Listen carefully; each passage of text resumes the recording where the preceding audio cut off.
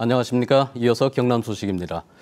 최근 창원의 한 재건축 아파트 분양가 심사 과정에서 심사위원들이 뇌물을 받은 사실이 드러나면서 아파트 분양가 산정 과정의 투명성 논란이 일고 있습니다.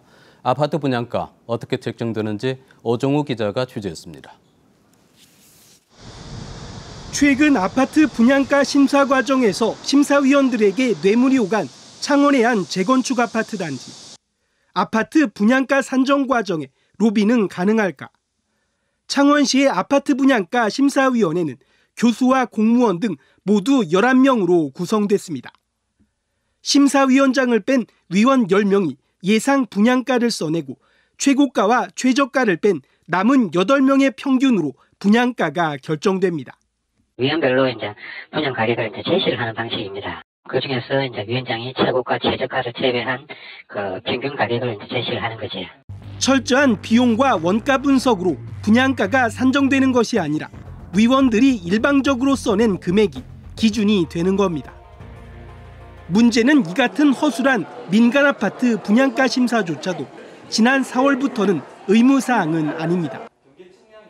민간 건설업체가 분양가를 자율적으로 결정하는데 분양가 상승의 요인이 되고 있습니다.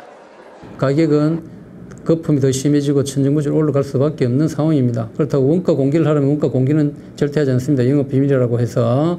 분양가 산정 과정의 투명성이 낮고 민간 아파트에 대한 분양가 상한제도 폐지되면서 아파트 분양가 거품 논란이 커지고 있습니다. KBS 뉴스 오종우입니다. 분양가 심의위원이 뇌물을 받은 것으로 드러나자 창원시가 개선책을 마련하고 있지만 근본적인 대책이 되지 못한다고 부동산 전문가들은 지적합니다.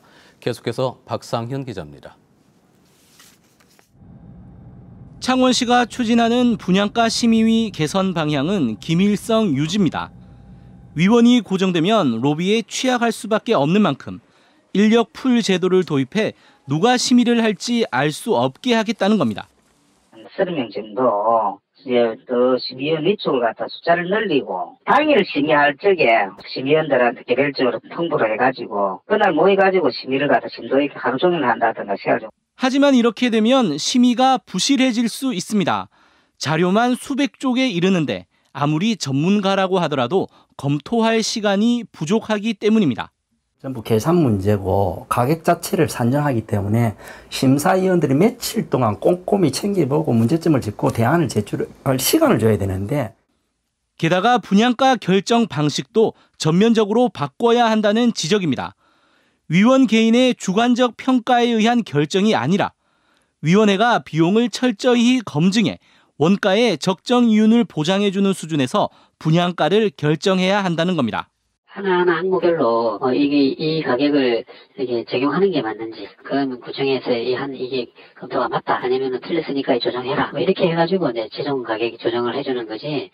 민간 택지 아파트가 분양가 심의에서 제외된다 하더라도 공공택지의 아파트 가격이 주변 아파트의 기준이 될 수 있는 만큼 분양가 심의위원회의 투명하고 합리적인 운영이 절실합니다. KBS 뉴스 박상현입니다. 올해 상반기 영남 남해안 연안에서는 각종 사고로 15명이 사망하거나 실종됐습니다. 남해 해양경비안전본부는 올해 상반기 경남, 부산, 울산 해안에서 81건의 사고가 발생해 15명이 사망하거나 실종됐고 부상자도 15명으로 집계됐다고 밝혔습니다. 사고 장소별로는 해상과 해안이 52%인 42건으로 가장 많았고 항포구 15건, 방파제 14건, 갯바위 10건 순입니다. 사망 실종자 15명은 모두 구명조끼를 착용하지 않은 것으로 나타났습니다. 피서철이 다음 주면 막바지로 접어듭니다. 자치단체가 직접 운영하는 물놀이 쉼터가 안전하고 알뜰한 피서지로 인기를 끌고 있습니다. 황재락 기자입니다. 힐링 관광 명소로 떠오른 산청 동이보감촌입니다. 호랑이 모양 대형 폭포 아래 깔끔한 야외 수영장이 들어섰습니다. 쏟아지는 물줄기를 막고 있으면 숨막힐 정도의 더위는 저만치 사라집니다. 청정 지하수를 이용한 수영장은 입장료와 샤워, 주차 요금까지 모두 무료. 입소문이 나면서 평일에만 1000여 명, 주말에는 2000여 명의 피서객이 몰립니다.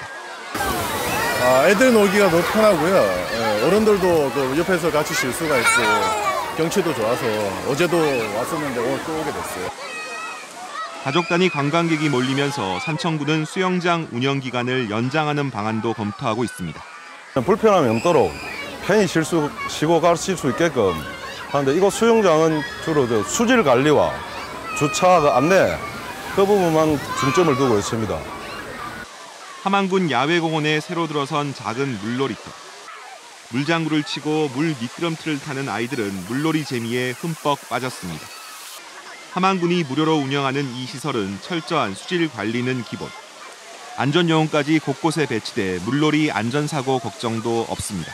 주 1회 수질 검사와 그다음에 자원봉사자를 동원하여 쓰레기는 물론 수질에 대한 관심을 특별히 가지고 자치단체가 운영하는 작지만 알찬 물놀이 시설들이 철저한 안전관리와 알뜰한 비용으로 새로운 피서지로 주목받고 있습니다. KBS 뉴스 황지락입니다.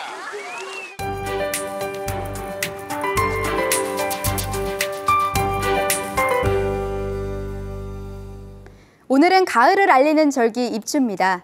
하지만 경남 모든 시군에 폭염특보가 내려지면서 낮더위가 기승을 부리겠는데요. 오늘도 33도 안팎의 더위가 이어지겠습니다. 여기에 주말 동안 소나기가 내리는 곳이 많겠습니다. 특히 내륙을 중심으로 낮부터 저녁 사이에 비가 지나는 곳이 많겠고 돌풍을 동반한 천둥, 번개가 치는 곳이 있겠습니다. 외출하실 때 우산 꼭 챙기시기 바랍니다. 오늘은 북태평양 고기압의 가장자리에 들면서 오후로 갈수록 구름량이 많아지겠습니다. 또 내륙을 중심으로 낮부터 비가 지나는 곳이 많겠는데요. 비의 양은 최고 40mm 정도입니다. 또 현재 경남 모든 시군에 폭염특보가 내려지면서 낮 기온은 밀양이 35도, 김해도 35도까지 오르겠습니다. 서부 지역으로도 종일 무더운 날씨가 예상됩니다. 오늘 합천이 34도, 진주가 33도로 어제와 비슷하거나 조금 낮겠습니다. 또 남해안은 너울성 파도가 방파제나 해안도로를 넘는 곳이 있겠습니다. 휴가 즐기는 분들은 안전사고에 주의하시기 바랍니다. 위성영상 보시면 우리 지역은 어제보다는 구름량이 늘은 모습이고요. 대기 불안정이 지속되면서 빗방울이 떨어지는 곳도 있겠습니다. 바다의 물결은 남해 동부 먼바다에서 최고 3m로 높게 일겠습니다. 다음 주는 낮 기온이 점차 내려갑니다. 여기에 비 소식도 들어와 있는데요. 화요일 오후에 시작된 비는 목요일 오전까지 이어지겠습니다. 기상정보였습니다. 올 들어 경남에서는 거제에서 열대야가 가장 많이 관측된 것으로 나타났습니다.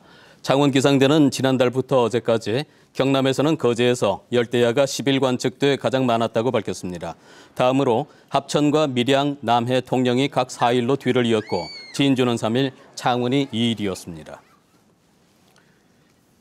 교통사고가 잦은 경남 지역 어린이 보호구역인 스쿨존에 교통안전시설이 크게 미흡한 것으로 나타났습니다.